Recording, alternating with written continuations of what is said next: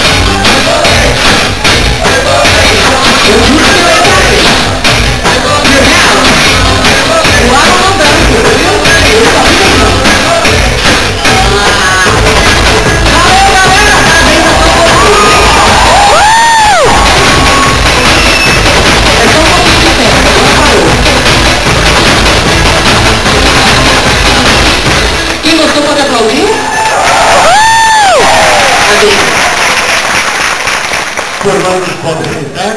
Agora, gestores de recursos humanos, a culpa é nossa. 12 noites seguidas de colação de grau, formando pedido rebolência, a gente desafiou. Ó, parabéns. Laura mandou muito bem.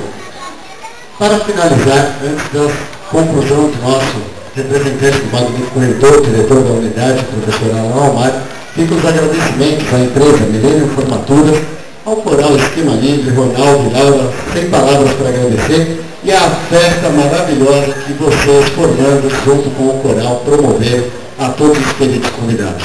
Alan, 12 dias depois, só nós aqui, o resto, todo mundo reveza, peço até desculpas, quase que promovi para magnífico reitor, já foi pouco, hein? E tem a palavra agora para a conclusão.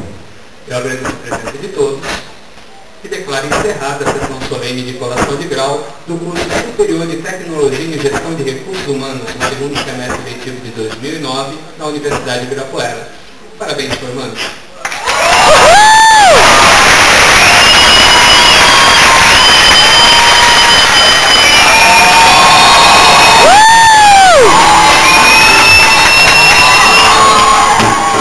I've been naive, time after time. I don't mind sentence, but committing no crime. And baby say, I've never been. I have my share of blessings on my face that I don't know.